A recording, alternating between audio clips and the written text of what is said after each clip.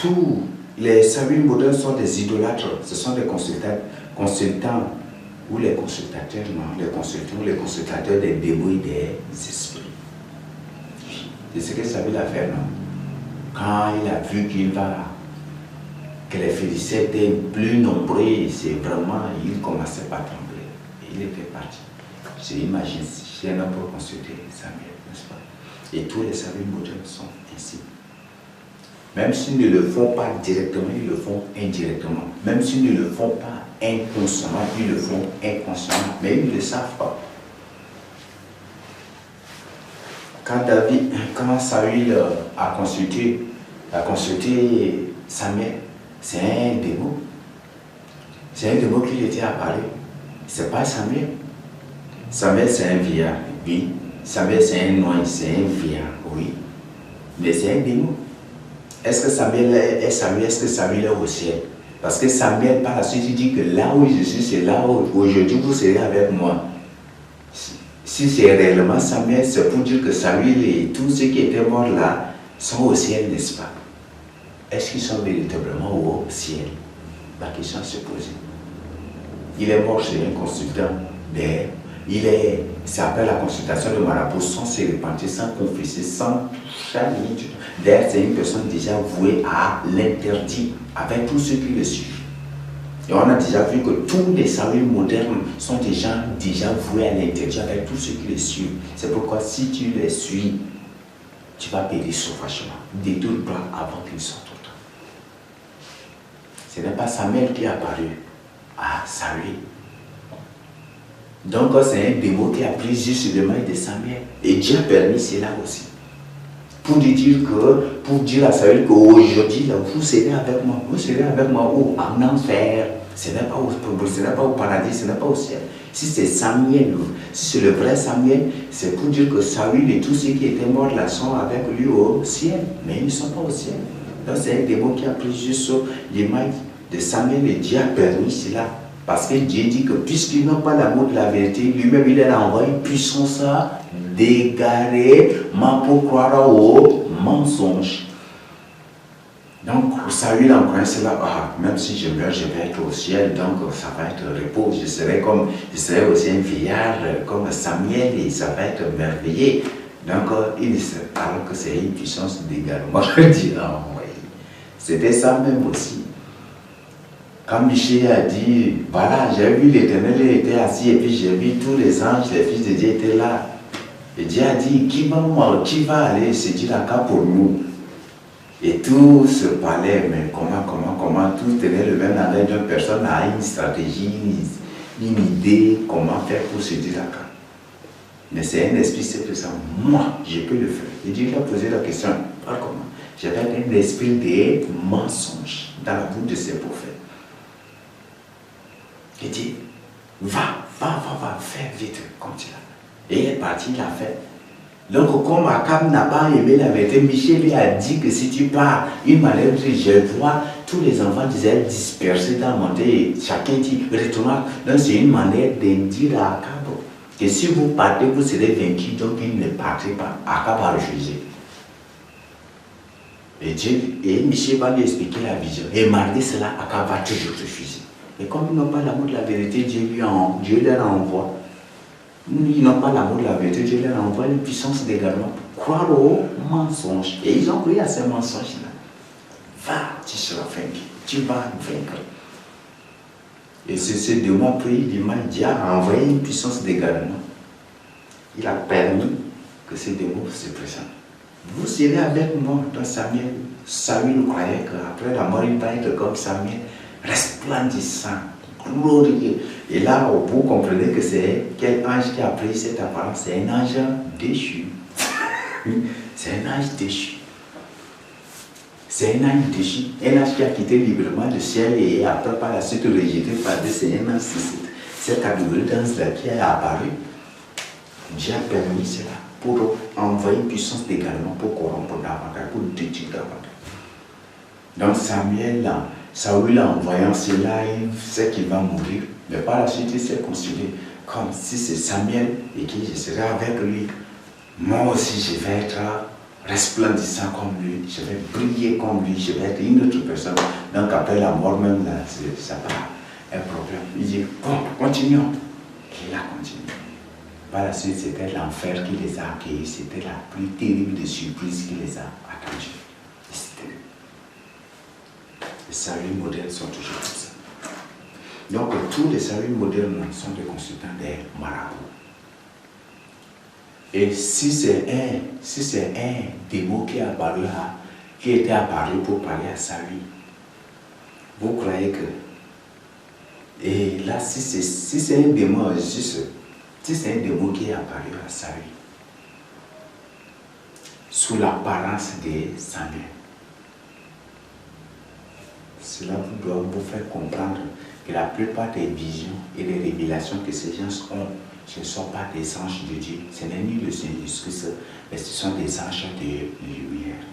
C'est Dieu lui-même qui permet que ces anges de lumière, ces démons, ces esprits, ces entités leur apparaissent, leur montrent des choses, des fausses choses dans des visions. Et c'est une puissance d'égarement que Dieu lui-même, dans sa volonté, permet de leur envoyer. Et c'est comme ça que ces gens-là se perdent. Dieu révèle la vérité. Et comme ils ne pouvaient pas croire, Satan, Dieu lui-même leur envoie une puissance d'égarement.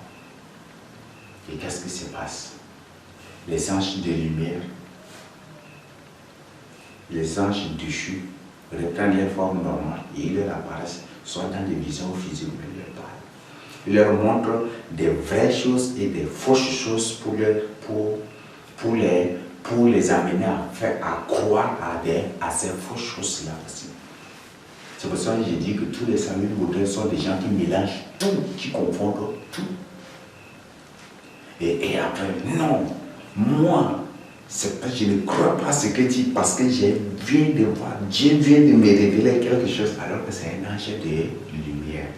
Dieu vient de me révéler quelque chose que c'est pas comme ça, c'est comme ça, comme ça, comme ça. Alors que c'est un ange de lumière qui t'est apparu parce que tu n'as pas cru à la vérité. Dieu lui-même a permis cela pour te frapper de puissance d'égarement, pour te détruire. Comme il a détruit Samuel, comme il a détruit Akab par ces fausses choses. Tu as vu Dieu lui-même dans sa souveraineté, comment il agit. Ça me fait rire quand je vois certaines personnes donner des visions, des trucs, ça me fait rire. Ça me fait rire. Et ça me fait pleurer. Ça me fait rire parce qu'ils sont victimes de manipulation et ils se voient vraiment sérieux. Ils se voient vraiment sérieux. Ils se voient vraiment des vrais serviteurs de Dieu. Mais ça me fait pleurer parce que leur fin c'est la mort. Leur fin c'est la mort. Ils sont dans l'égarement. Vous voyez, une personne qui dit que non, que Dieu lui a parlé, et que Dieu lui a dit que, voilà, qu'il doit lire Actes des Apôtres, le chapitre 10, que la consommation, que l'on ne doit plus considérer les animaux impurs comme des animaux impurs, mais on doit tous les considérer comme des animaux purs et qu'on ne doit pas, on doit les consommer. Vous voyez? Est-ce que c'est un ange de Dieu réellement qui t'est apparu? Est-ce que c'est Dieu réellement qui t'est apparu? Voilà, j'étais pas. Ça me fait rire. Et une personne dit que il a eu une vision et que c'est ça qu'il a reçu. Vous voyez? Quand je vois cela là, j'ai ri tout seul. Et après, pour le salut de la personne, je pleure tout seul. Et je tiens à ce que la personne comprenne, mais la personne tient mordicus. Que c'est l'ange de Dieu qui lui a parlé. Que c'est Dieu qui lui a parlé. Le Seigneur Jésus m'a parlé. Il dit que nous ne devons plus considérer comme impurs les animaux impurs. Et que c'est ça. Et quand tu lis minutieusement, je l'ai dit, quand tu médites minutieusement avec les apôtres, toi-même là, tu vas être stupéfait et tu seras confus tout seul. Si c'est un ange de Dieu qui t'a apparu et qui t'a dit que qu'il s'agit des animaux impurs, que nous ne devons plus les considérer comme des animaux impurs et que nous devons les consommer. Je vais te donner un verset Et toi-même là, tu vas réfléchir sur ce verset. Et c'est toujours dans Acte 10 là. Je vais te donner cette référence. Donc, Pierre priait, n'est-ce pas? Et Dieu lui a révélé cela. Et directement, qu'est-ce qui s'est passé?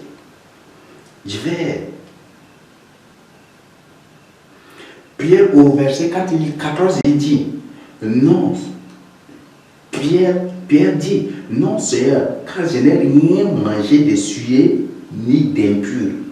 C'est pour dire que depuis sa naissance, il n'a rien du tout mangé de souillé ni d'impur. N'est-ce pas? Nous continuons. Le verset 15. Et pour la seconde fois, la voix se fit entendre encore à lui. Ce que Dieu a déclaré pur ne le regarde pas comme souillé. Et les gens se déclarent sur ce base-là que non, les animaux impurs là, nous ne devons pas les regarder comme souillés. Est-ce qu'il s'agit vraiment des animaux impurs? Nous qui avons reçu le don d'interprétation des rêves, des visions, nous comprenons, nous savons de quoi il s'agit. Est-ce que tu as le don d'interprétation des visions, des rêves?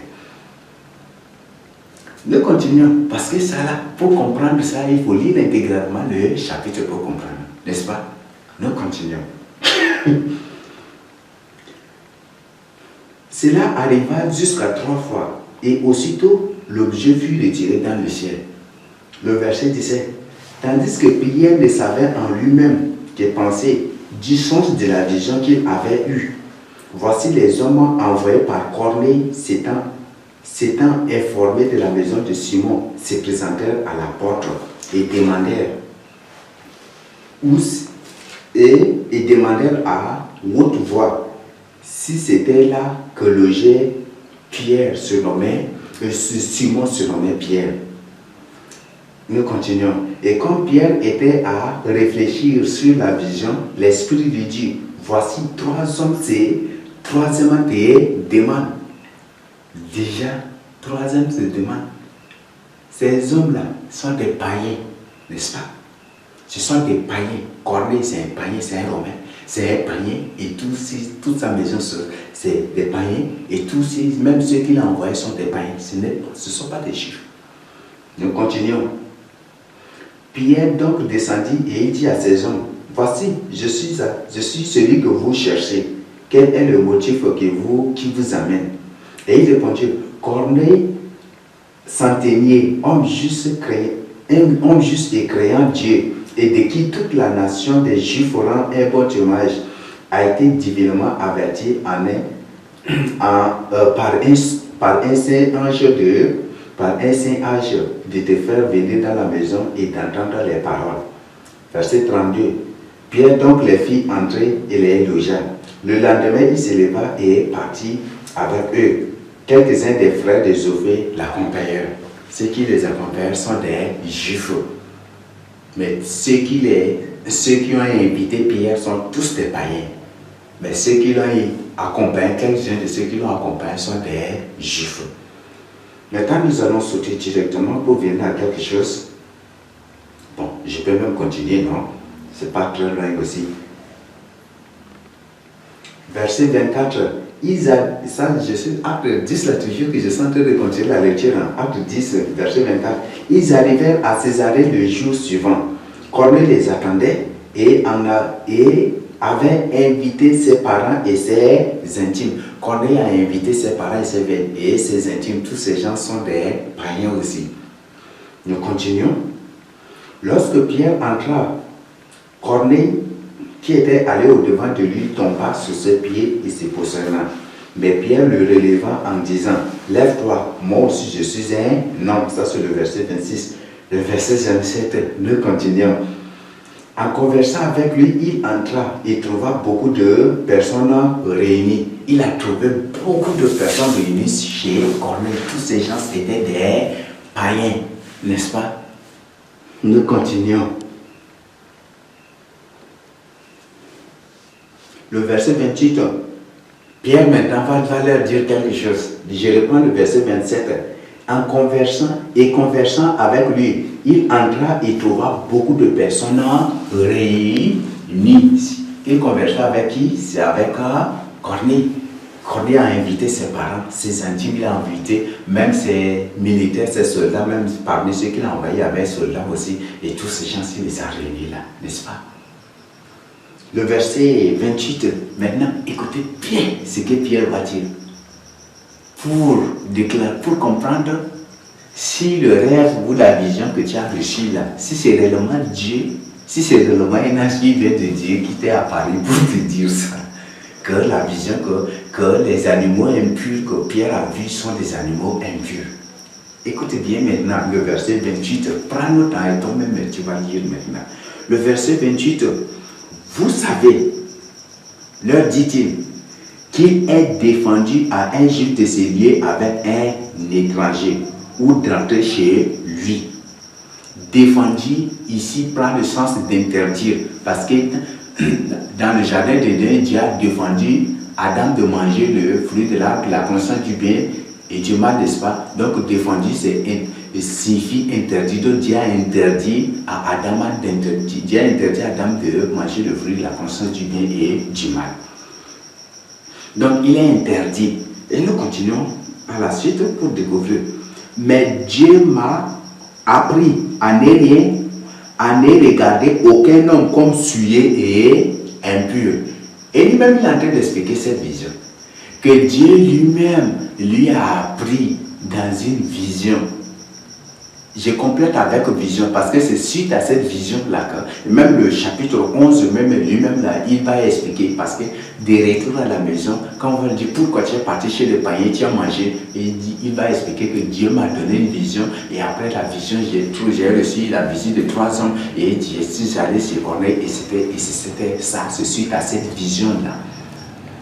Et cette vision suffit que ces hommes, les animaux impurs que Pierre a vus ne sont pas des animaux impurs, mais ce sont plutôt des païens. Donc tous les païens, les juifs les considèrent et les voient comme des êtres impurs et souillés. Et c'est à cause de ça. Et Pierre lui-même dit clairement, verset 28, il dit, mais Dieu m'a appris à ne regarder aucun homme comme souillé et impur. Cet homme souillé et impur est l'image que Dieu a montrée à Pierre comme des animaux impurs, qu'il a demandé de prendre et d'égorger, manger, et Pierre a refusé. Donc c'était un aperçu. Donc c'est Dieu là, c'est l'ange qui t'a apparu pour te dire que nous ne devons pas considérer les animaux impurs comme impurs, parce que Dieu a dit ici, comme Dieu a dit à Pierre, cet ange ou ce Dieu là, c'est un faux Dieu, c'est un ange de lumière qui t'est apparu. C'est la vérité que je te dis. Pierre lui-même il dit, et si vous lisez encore la suite, j'aime beaucoup que tu lises le chapitre 11. Et là, Pierre donne tous les détails, toutes les explications là. Donc je t'invite à lire le chapitre 11. Donc Pierre lui-même dit que la vision, parce que Pierre, après avoir reçu la vision, il réfléchissait sur cela, il disait comment il a reçu la vision. Et par la suite, il a compris que la vision qu'il a eue là, il ne s'agit pas des animaux impurs, mais il s'agit plutôt des païens que les juifs les regardaient comme des êtres impurs et souillés. Et c'est ce qu'il va leur dire. Donc, avant d'entrer chez Corneille, il va leur dire qu'il est interdit aux Juifs d'avoir des relations avec les étrangers. Il ne s'agit pas, il y a des Juifs qui venaient de partout, qui sont aussi des étrangers aussi, mais il ne s'agit pas des étrangers comme vous, mais il s'agit de ceux qui ne font pas de la communauté, qui ne sont pas des Juifs. Donc tous ceux qui ne sont pas des Juifs, qui sont en Israël, sont des étrangers. Et ce sont des païens, et s'ils n'observent pas la loi, s'ils ne vivent pas dans la crainte de Dieu, s'ils ne pratiquent pas sur la parole de Dieu, la crainte de Dieu, ils sont aux yeux des Juifs comme des êtres souillés et des êtres impurs. Et parfois on les appelle même des êtres abominables aussi. Ce sont des gens. Vous voyez. Donc cet ange qui apparaît, c'est un ange de lumière. C'est un démon, c'est un ange de Dieu. C'est Dieu, c'est soi-disant Jésus-Christ. C'est un démon, c'est un ange de lumière. C'est Satan lui-même. Il n'est pas étonnant que Satan se déguise aussi en ange des lumières. Et Dieu permet cela pour envoyer une puissance d'égarement à ceux qui ne croient pas à la vérité. Si tu n'as pas la soif de la vérité en toi, le Seigneur Jésus-Christ, si tu n'as pas la soif de la vérité, de la crainte de Dieu en toi, le Seigneur ne va rien du tout te révéler. Là, c'est un secret, je parle avec toi. Si tu n'as pas la soif de la crainte de Dieu en toi, si tu n'as pas la soif de découvrir davantage la loi, la parole de Dieu, pour mener une vie qui est agréable au Seigneur, le Seigneur ne va rien du tout te révéler. Mais si tu as cette soif de découvrir davantage la parole de Dieu, comme David a dit, révèle-moi tout ce qui est, révèle-moi ta parole, communique-moi encore, révèle-moi. David réclamait toujours la parole de Dieu. Si tu as cette soif-là, le Seigneur va continuer, il va te révéler davantage. Ce que tu ignores, il va t'expliquer. Ce que tu ignores, des choses dans lesquelles tu as même affermi, le Seigneur va tout t'informer. Le Seigneur va tout te laisser. Il va mettre tout à nu. Mais si tu n'as pas la soif de découvrir davantage ces lois pour mettre en pratique afin de mener une vie qui doit lui être agréable, le Seigneur ne va jamais du tout te révéler quelque chose. Dans ces anges-là, où c'est soi-disant Jésus-Christ là, c'est un ange de lumière. Je crois que c'est dans 1 Corinthiens 2, 12 ou c'est 14 ou c'est quand même qu'il n'est pas étonnant que Satan lui-même se déguise en ange de lumière. Je crois que c'est dans 1 Corinthiens 14 là, mais c'est 14 domaines si vous cherchez. Bon, ça je ne vais pas pour le chercher, mais ce sont des informations que je vous donne à ce niveau. Donc il y a des choses que des visions, il y a certaines visions quand je suis là, ça me fait rire. Des gens qui ont des visions que Dieu leur a dit, que le Seigneur leur a dit, que tous ceux qui ordonnent, tous ceux qui prêchent que le port de Dieu là c'est interdit, que ce sont des faux prophètes. Quand je reste là, je ris tout seul. Et je pleure tout seul aussi pour le salut de ces âmes. Ça me fait mal. Le Seigneur leur a dit que nous devons consommer les animaux impurs, que tout est pur déjà par lui. Comme si le Seigneur Jésus-Christ est mort sur la croix juste pour les animaux impurs. Alors que la Bible nous a bien dit qu'aucune personne qui se livre à l'impurité ne sera sauvée. Encore, c'est un problème. Vous voyez, la Bible, c'est un ensemble de codes. Quand nous allons aborder l'enseignement sur la sagesse de Paul, vous allez découvrir des choses. Tout ce que j'ai à vous donner comme information capitale, ce que vous devez comprendre, Paul, pour la plupart de ses écrits, s'est servi du style d'écrit de Salomon. Donc, Ecclésiaste là, le livre d'Ecclésiaste et le livre des Cantiques, prenez ces livres-là et comparez avec les écrits de Paul. Paul s'est basé sur ce style d'écrit. C'est un sage. Et c'est seul un sage qui comprend un sage et qui connaît et qui peut découvrir un sage. Pour le style d'écrit de Paul, c'est celui d'Ecclésiaste et des Cantiques. Quand pour la première fois j'ai pris ma Bible et j'ai dit que je vais lire la Bible entièrement, lorsque j'étais tombé sur le livre des Cantiques, lorsque j'étais tombé sur Ecclésiaste, j'ai dit, mais après, par la suite, la conclusion là, qui m'a interpellé, j'ai dit, voilà, ça, c'est vraiment. Mais pour la première fois, j'ai trouvé que le livre d'Ecclésiaste là, c'est pas vraiment un livre de la part de Dieu. Et quand j'étais encore tombé sur Cantique des Cantiques, il y a ça c'est. Pour la première fois, comme je n'avais pas compris, tous mes sens sexuels là s'étaient réveillés. C'était autre chose. Mais par la suite, le Seigneur va me révéler des choses.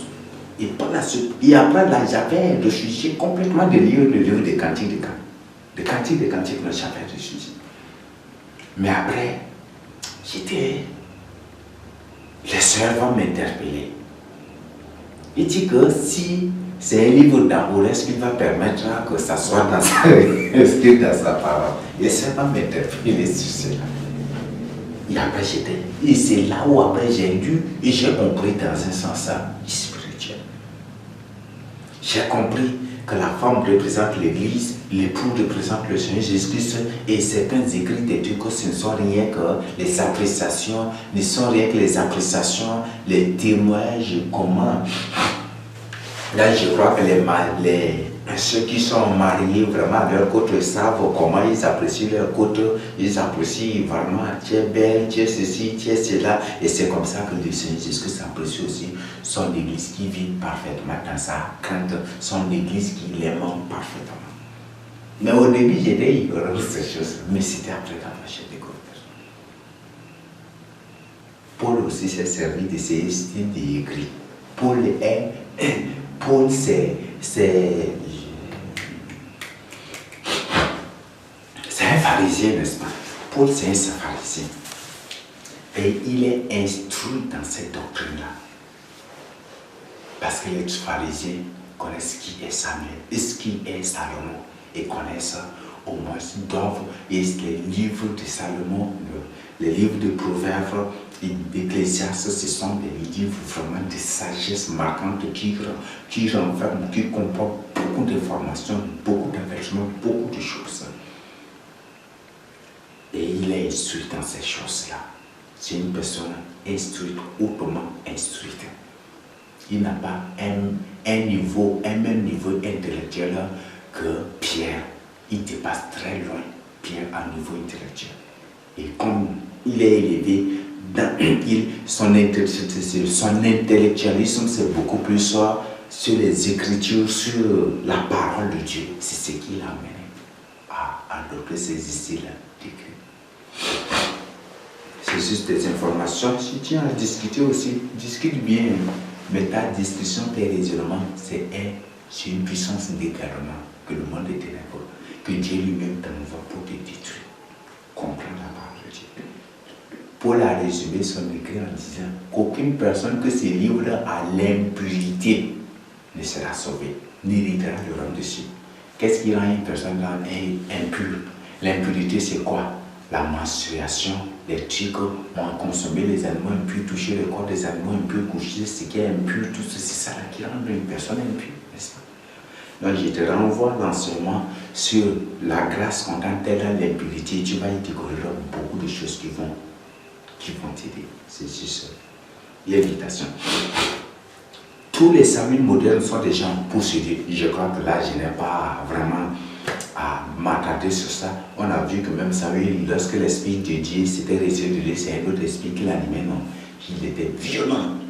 Certainement, il restait, il insultait tous ces gens, il critiquait, il insultait, il injurait tous ces gens, c'est ce qu'il faisait. Il était violent, il était devenu autre personne. Donc, tous les saluts modernes sont déjà possédés. C'est une information.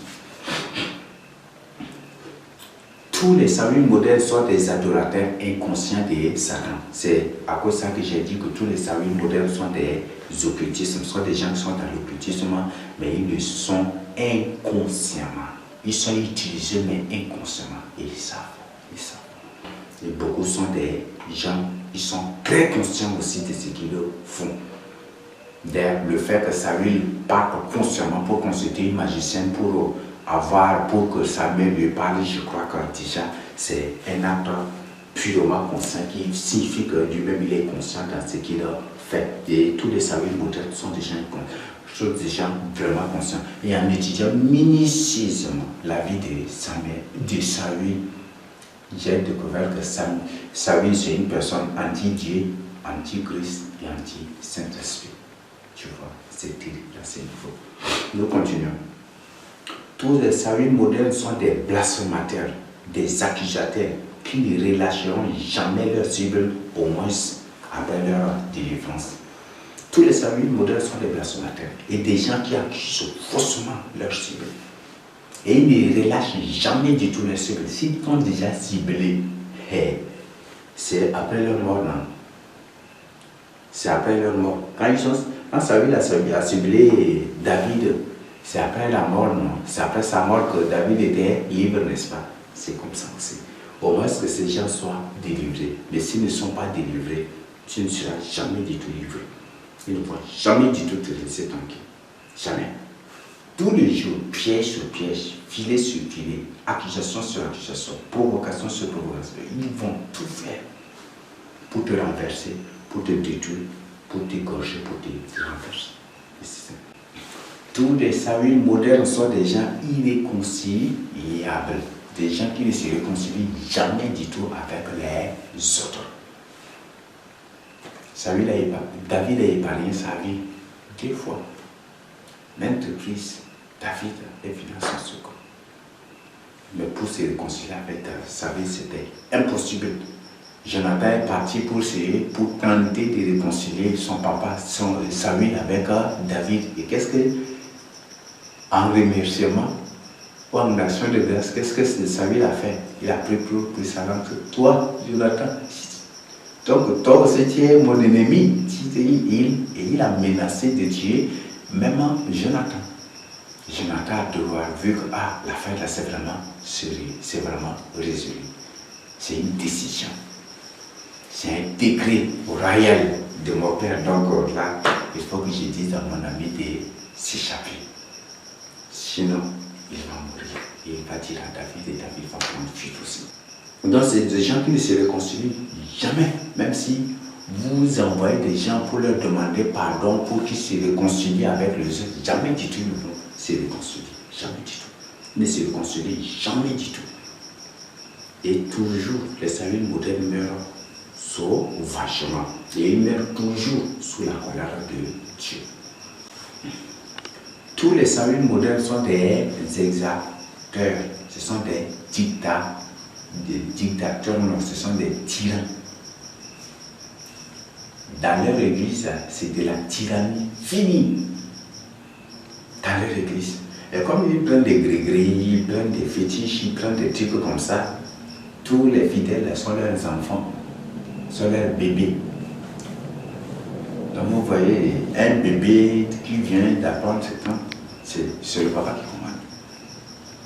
Quand il entre dans l'église, silence total, quand ils font, ce qu'ils décident là, que l'église fait.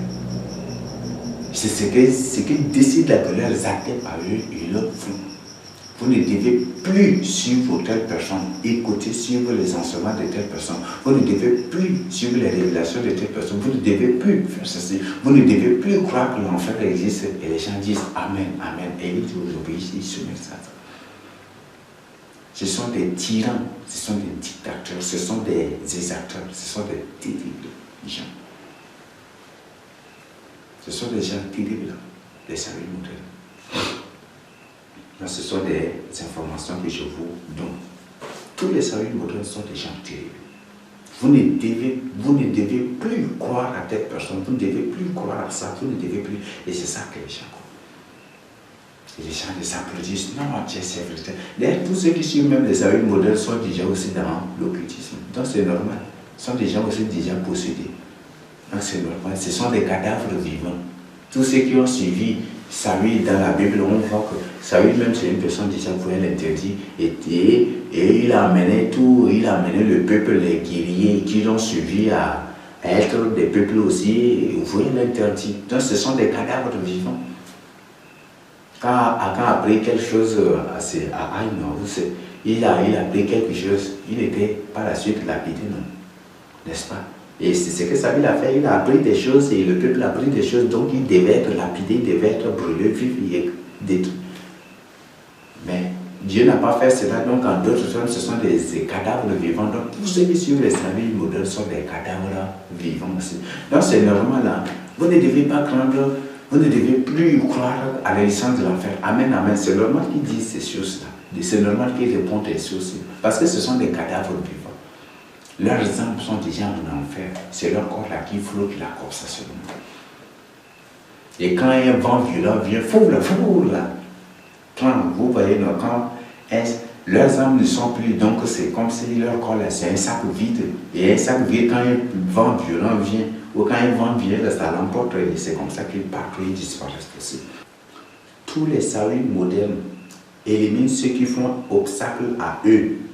et qui secourent leurs ennemis. Tous ceux qui ont pitié de leurs victimes ou de leurs ennemis. C'est ce que Saül a fait dans la Bible. Tous ceux qui ont soutenu, aidé David, Saül les a exterminés, les a éliminés. Et tous les Saül modernes, si ils éliminent de manière mystique, occulte, ils partent chez les marabouts, chez les féticheurs, prennent des choses pour t'éliminer, pour te détruire. Et si tu défends, si tu viens au secours de leurs ennemis ou de leurs cibles, là, c'est encore un terrible problème que tu te crées. C'est ce que sont les Saül modernes. Je crois que j'ai déjà expliqué par cette partie, je ne veux pas m'attarder sur ça. Tous les Saül modernes sont des coléreux, ce sont des furibonds des gens. Ils sont des furibonds comme Führer Hitler. Hitler, on l'appelle le Führer, c'est clair.